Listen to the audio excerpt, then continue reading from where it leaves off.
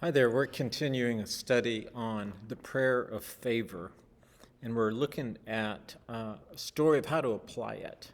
So we're going to focus on when to use the prayer of favor, and we're going to look at two women and a man. They're Ruth and Naomi and Boaz, and it's in the early part of the Old Testament, the book of Ruth. And we're going to look at the last couple verses of chapter 1, then go into chapter 2. So this is a book of Ruth. It was probably one of the better stories in the Bible. It's probably my favorite part, my favorite story. There's not a lot of theology. There's not a lot of prayer. There's no prophet or priest. God is pretty much in the background, but he's very much active in the lives of these women. They're transient women. There was a time when Israel's very poorest. People were coming and going, and there was a famine in the land. And there was a famine at home as well. Ruth lost her husband, Naomi's son, and Naomi lost both her sons and her husband. And so they're destitute, and they need favor. Let me remind you what the prayer of favor is. It comes from Ephesians chapter 1 and 2 and 3. I bless you to know the breadth, the depth, and the height of God's love for you. And I bless you to do all that God has prepared for you to do from the foundation of the world. I bless you to know the breadth, the depth, and the height of God's love for you. And I bless you to do all that God has prepared for you to do from the foundation of the world. So there is a need for favor, and then we're going to look at how to apply the prayer of favor. There's so much in the Old Testament about favor, and let's get going. So Naomi returns back to Israel. She's been in Moab, so she's been out of town, and her name means pleasant, and her friends greet her and say, hey Naomi, how you doing? Hey pleasant, how you doing? Hey sunshine. And she said, don't call me sunshine, call me bitterness, because God has done this to me. He's robbed me. Don't call me Naomi, she says in verse 20 chapter 1. Call me Mara, which means bitter, because the Almighty has made my life very bitter. So the people reading this would know that Naomi's not just answering her friends. She's lodging a prayer in the court of God for God to do just towards her. So this is more than a woman being bitter.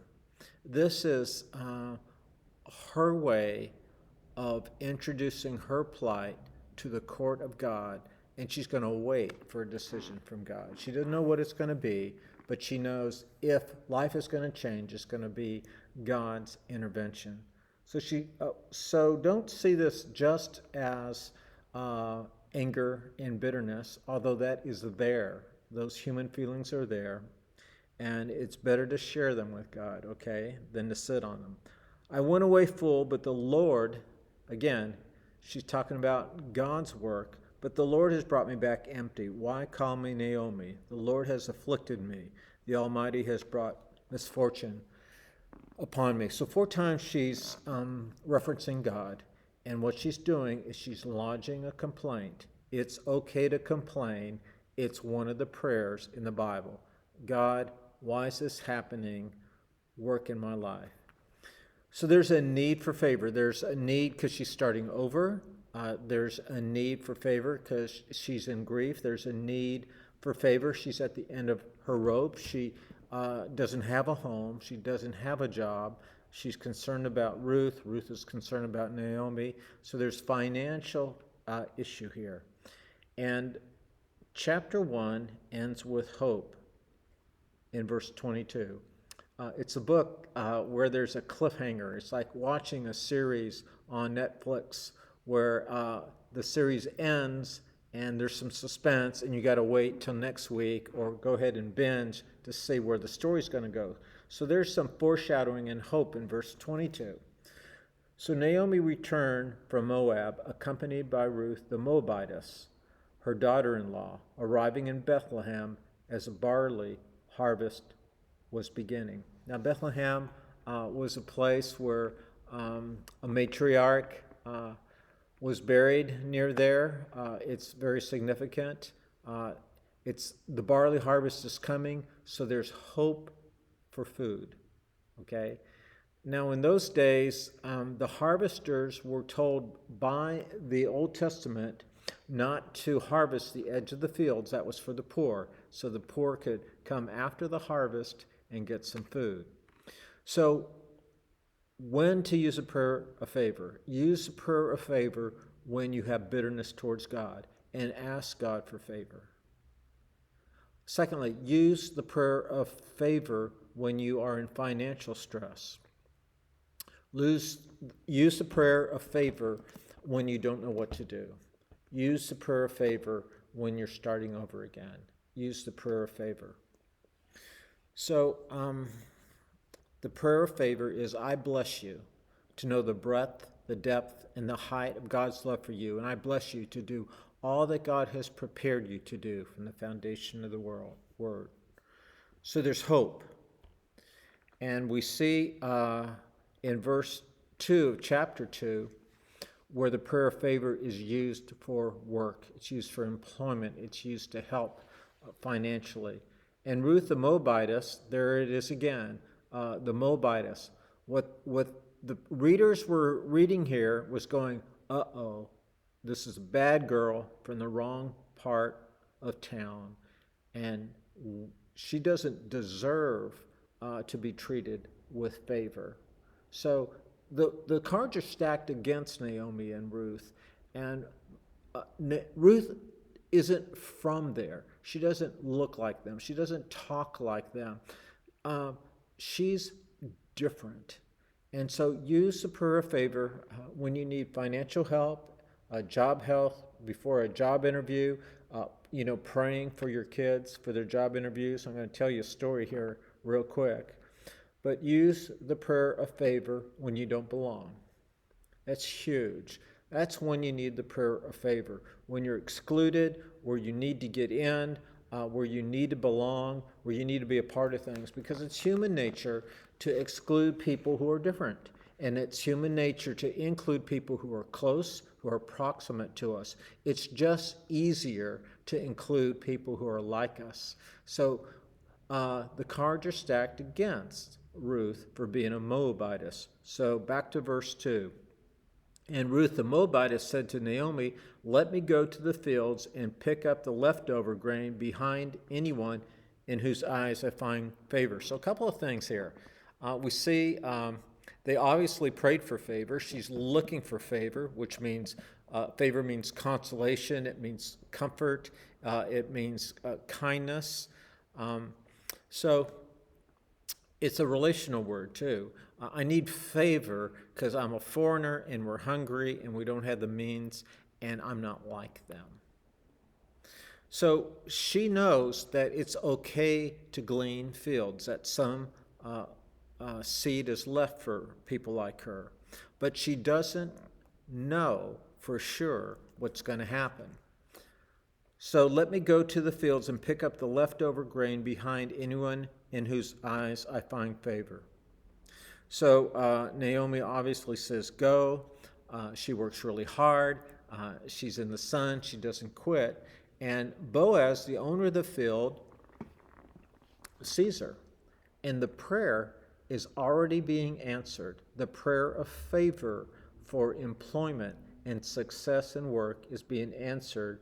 And we see that in verse 11. Boaz replied, I've been told, he's speaking to Ruth who's been working in this field, and word's gotten around who's this strange, awkward woman. Boaz replied to Ruth, I've been told all about what you have done for your mother-in-law since the death of your husband, and how you left your father and mother and your homeland, and you came to live with a people you did not know before. So God has given favor to Ruth. Now, why are we doing this? I want you to see how in real life the prayer of favor works.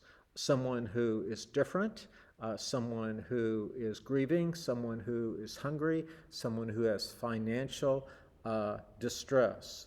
So, I have seen all that you've done, and you come to live with the people you didn't even know. And so, here's Boaz answering the prayer of favor. May you be richly rewarded by the Lord, the God of Israel, under whose wings you have come to take refuge. So Boaz sees Ruth. He has favor, and he prays continued favor towards Ruth. And the next verse is the last we're going to look at in the story, verse 13. And so Ruth replies. She's praying for more favor, okay? Again, this is day one on the job. She doesn't know what's going to happen, so she prays for more favor. And that's a clue to you and me to when God gives you favor, pray for more favor. When things are beginning, pray that they would continue. When things start working out, continue to pray to God. So in chapter 2, verse 13, Ruth replies a prayer for continued favor. And she's praying, she's saying this to Boaz. May I continue to find favor in your eyes, my Lord. She said, you have given me comfort, and that's a synonym for favor, comfort, consolation. It's somebody coming to the aid of another person. So favor has a real world application. It's assistance, it's consolation, it's comfort, it's encouragement. So you have given me comfort and have spoken kindly to me. Two definitions of favor. To your servant, though I do not have the standing of one of your servant girls. So she has been given favor. May I continue to find favor, even though I didn't have the standing of one of your servant girls. Again, we talked about Moab. We talked about her being didn't belong there. We talked about that sense of rejection that people have. So it's huge to know that when you're in a situation where you're on the outside, pray for favor. When you're far away from, let's say, family or a child, emotionally, some things have come between you, so there's a distance, pray for favor. Pray for favor. So there's a justice component here. And then we're going to look at Psalms 90 if you want to turn. There's a justice component here. Part of favor means for us who have the means to be just to those who don't have the means. Let me explain. The favor given Ruth was she was allowed to glean, and she did have the blessing of the employer.